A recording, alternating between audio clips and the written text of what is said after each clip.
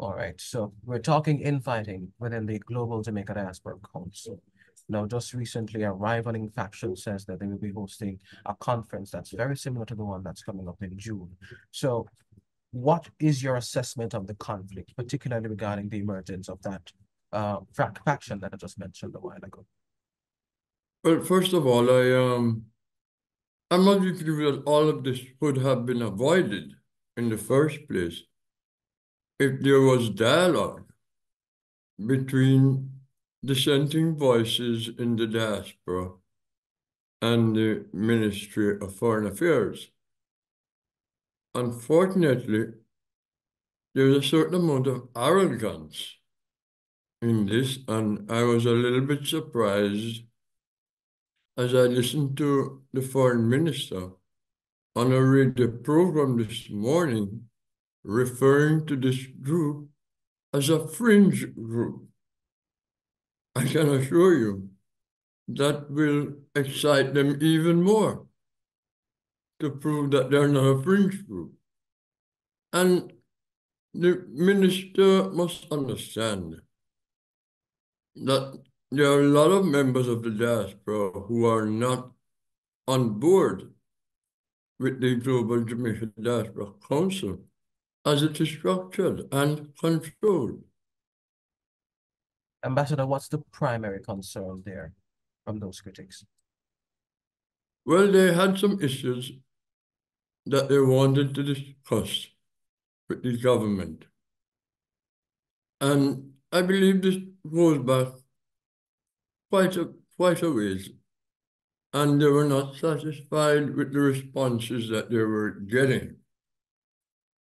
And in the last few months, I understand that they wrote to the minister, they wrote to the ambassador here in Washington, seeking to discuss these issues. Unfortunately, they either received no response or they were totally ignored or something like that. And then they started to take other types of action to get the attention of the government. How do you perceive the potential impact of this conflict on Jamaica and its diaspora relations? Well, my understanding, it is not two conferences. There's a Global Jamaica Diaspora Conference, which is sponsored by the government, and there is an assessment of that conference, which will take place in the evenings at the end of the business of the conference. So they're not conflicting as many people believe. My understanding is that the discussions that will follow the conference will be assessing what was discussed that day. I'm not sure how strictly that discussion will stick to the agenda of the day. I don't know. I only can tell you what I'm hearing from different voices. But it is not a parallel conference, and we should stop using that terminology. It is an assessment of the conference from a certain segment of the diaspora. Thank you for that clarity, sir. So what then do you think the response of the government should be? Because you've accused the government of showing a bit of arrogance in the conversation. So from this point on, what should that engagement look like to get back to some sort of consensus? Well, what has happened really is that there's no dialogue. They've been talking across each other. And the government is a big player in this dialogue and should be pushing for dialogue. I haven't seen that yet. So technically, this whole issue is on a slippery slope. And I'm not hearing from either side if there's an exit strategy to this confrontational approach. You know, it is the responsibility of the government to find ways to engage with the diaspora that are compatible with diaspora concerns as defined by the diaspora. I don't see that happening. You know, I, for one, who, as you are quite aware, published the Ward Post.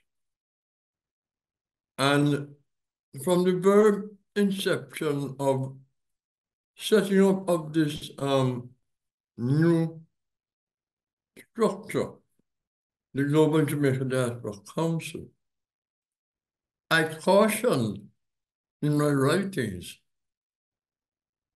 about the lack of in-depth consultations with members of the diaspora.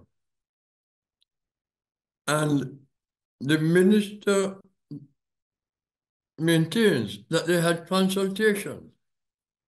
Well, I had set out in one of my articles what real consultation would look like. And what occurred nowhere compares to what was needed and what was required to have members of the diaspora on board. So right now, if you look at the individuals who are representing, and I put that in parentheses,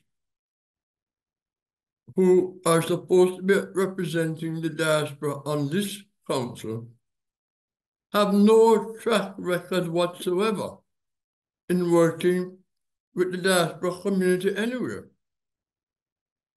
The first time most of us who have been in this diaspora for years and working for years with diaspora organizations and individuals have never heard of them. The first time we heard of them was when they're running for election to the council.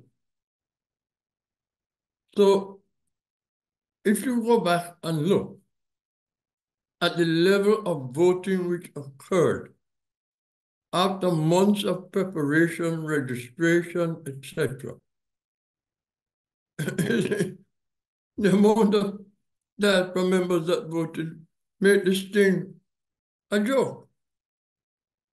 They do not represent the diaspora. The prevailing view across the diaspora is that they represent the government.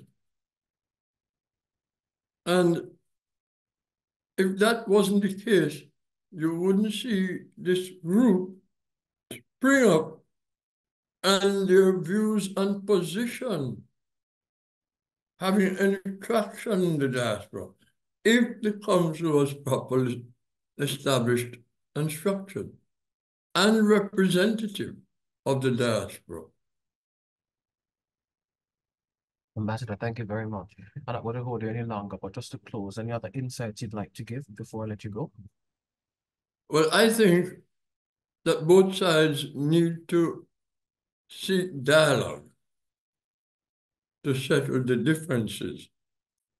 There needs to be some accommodation on both sides. And there are members of the diaspora with lots of experience who will be willing to help with that dialogue, to participate, to make it happen and to make it work. But both sides have to reach out to those veteran members of the diaspora. And I wouldn't rule myself in and I wouldn't rule myself out. I was about to ask. As being part of that dialogue. You know, I always respond to duty when I'm called upon to do so. And this is an instance where we need some steady heads, people who don't have an axe to grind one way or the other, people who are basically observers of what is going on right now.